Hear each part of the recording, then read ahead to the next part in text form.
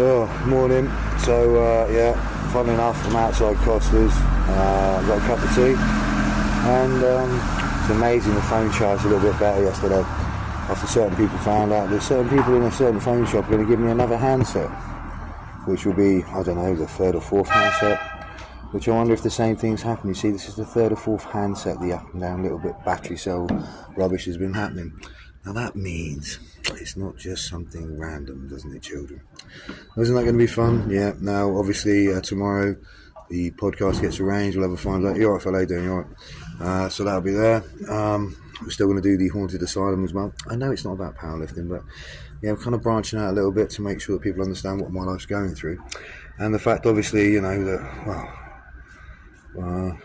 I used to be able to walk down the stairs and go and get some food in my kitchen. And then that changed to being in someone else's house on the sofa, and then that changed to being in someone's place and having to go downstairs and do loads of work before I get food. And then it changed again to being in the bed sit and walking across and doing that. And then it changed to there was a beach in between as well, my bad.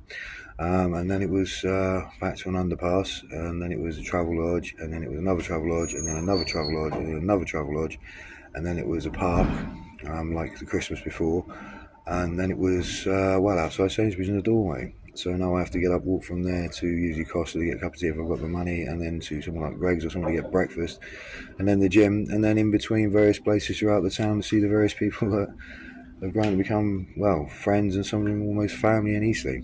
So yeah, someone I don't see as often as I like, someone I'd love to see a lot more, but apparently it doesn't happen at the moment, which is the way the world works. But yeah, so the podcast is going to happen, as is the asylum, as is training in the gym, as is the brand going to continue growing, as am I not going to back off on everything I've now proven categorically. So if you look at the community on my YouTube page, have a look through, there's all actual evidence there. There's also stuff on the Facebook page, the TikTok, and everything else. Yeah, so, and it's just the way it works. I'm not backing off on it. I built my brand, which is me. Remember this, brand is me, no one else. It was backed by HM government. It was in line for grants as well from the European government, and they were stopped because of the same sort of hacking into the phone line that was done to a laptop in Cornwall. Now, I did everything that all the MPs and the police in Cornwall told me to do, and funnily enough, Hampshire Constabulary dropped the ball. Wow, I don't think we've ever heard that before, have we? I may have some certain friends in Cornwall who said they've had problems with Hampshire Constabulary before, and they do sort of similar things that I used to do, like security and various other things, but who knows. Obviously, Hampshire Constabulary are experts, and Andover Police are, just amazingly not impressing me with their lack of ability to do their job. I've always been like that, if you get paid to do a job and you don't do it, I'm going to moan at you. And if I moan at you and you don't do it again, then I'm going to moan a bit more. And I'm not really going to drop it until you do your bloody job, because that's what you're paid for. Paid extortionately as well. See, the police around here I get on really well with because they do their job properly. So I'm still waiting for people to push buttons for courses, still can't get anywhere because this, that and the other, and still not signing off my lead medical tenancy because it's belonging to me, and certain people trying to cheat me out of my life, and I don't appreciate that. So now we're going to really start turning up the volume. The podcast is going to be brilliant, people, so watch it, because at the end of it, there's going to be more, and there's going to be more, and that's going to be promoted, and there's going to be more, it's going to go worldwide.